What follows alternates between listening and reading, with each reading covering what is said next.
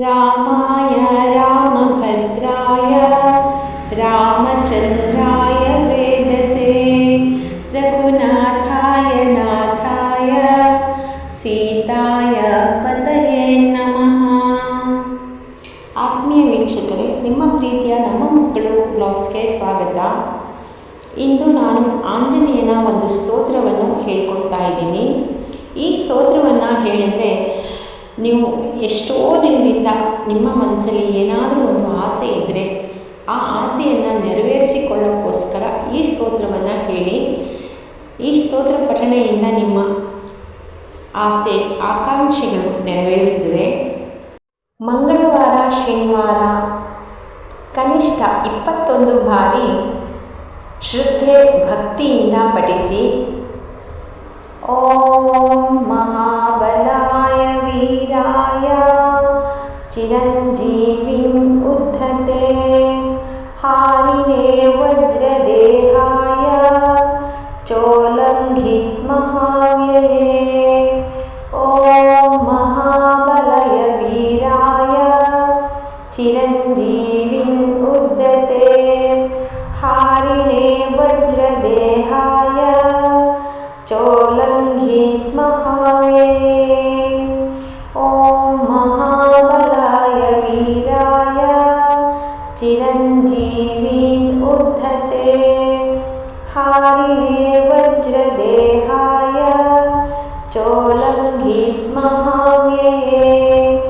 ಓಂ ಮಹಾಬಲಾಯ ವೀರಾಯ ಚಿರಂಜೀವಿಂ ಉದ್ಧತೆ ಹಾರಿಣೇ ವಜ್ರದೇಹಾಯ ಚೋಲಂಘಿತ್ ಮಹಾವ್ಯಯೇ.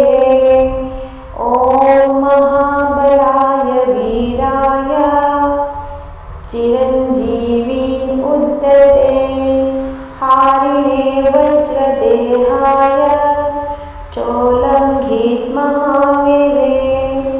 ಓಂ ಮಹಾಬಲಾಯ ವೀರಾಯ ಚಿರಂಜೀವಿಂ ಉದ್ಧತೆ ಹಾರಿಣೇ ವಜ್ರದೇಹಾಯ ಚೋಲಂಘಿತ್ ಮಹಾವ್ಯಯೇ.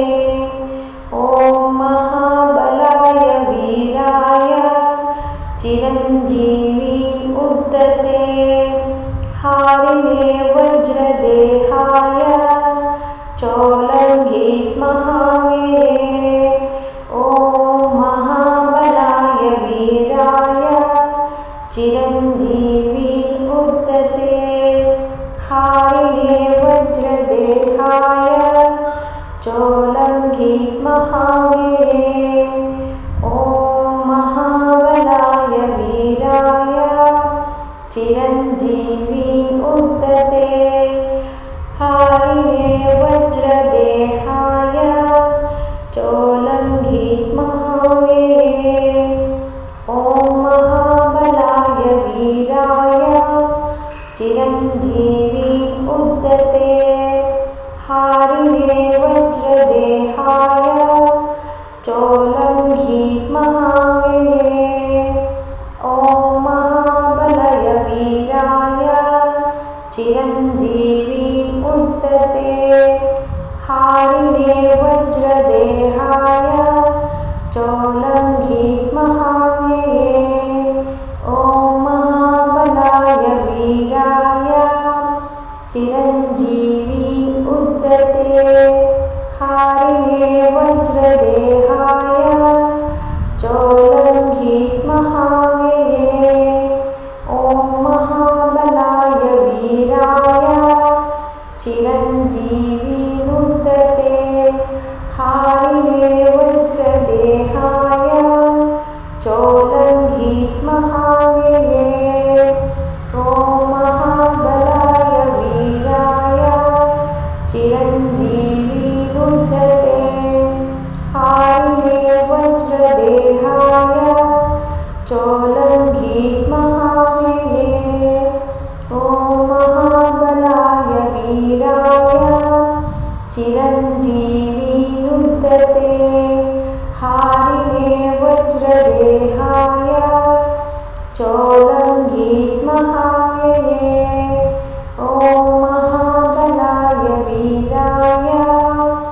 चिरञ्जीवी मुद्दते हारिणे वज्रदेहाय चोलङ्घीत महाव्यये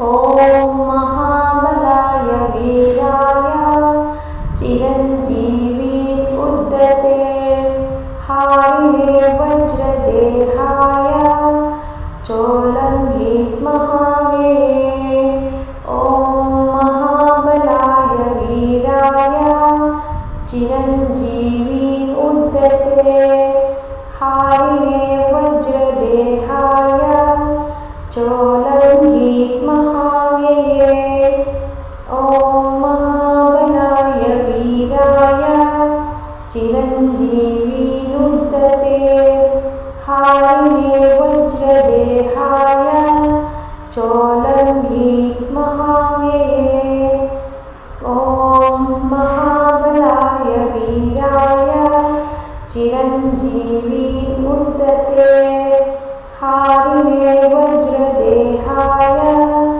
चोलङ्घीत महाव्यये ॐ महाबलाय वीराय चिरञ्जीवी उद्दते हारिणे वज्रदेहाय चोलङ्घीत महाव्यये ॐ महाबलाय वीराय चिरञ्जीवी उद्दते हारिणे वज्रदेहाय चोलङ्घीत महाव्यये ॐ महाबलाय वीराय चिरञ्जीवी उद्दते हारिणे वज्रदेहाय चोलङ्घीत महाव्यये ॐ महाबलाय वीराय चिरञ्जीवी उद्दते हारिणे वज्रदेहाय चोलङ्घीत महाव्यये ॐ महाबलाय वीराय चिरञ्जीवी उद्दते हारिणे वज्रदेहाय चोलङ्घीत महाव्यये ॐ ಹನುಮತೆ ನಮಃ. ಈ ಮಂತ್ರವನ್ನು ಶುದ್ಧ ಮನಸ್ಸಿನಿಂದ ಶನಿವಾರ ಅಥವಾ ಮಂಗಳವಾರ ದಿನದಂದು ಪ್ರಾರಂಭ ಮಾಡಿ 21 ದಿನ ಅಥವಾ 48 ದಿನ ಈ ಸಂಖ್ಯೆಯಲ್ಲಿ ಒಂದು ಅನುಷ್ಠಾನವನ್ನು ಮಾಡಿ ನಿತ್ಯ 21 ಸಲವಾದರೂ ಹೇಳಬೇಕು. ಇಲ್ಲಿ ಶ್ರದ್ಧೆ, ಭಕ್ತಿ, ನಂಬಿಕೆ ಮುಖ್ಯ. ಈ ನನ್ನ ವಿಡಿಯೋ ನಿಮಗೆ ಇಷ್ಟವಾದಲ್ಲಿ ಹೈಪ್ ಕೊಡೋದನ್ನು ಮರಿಬೇಡಿ. ಧನ್ಯವಾದಗಳು.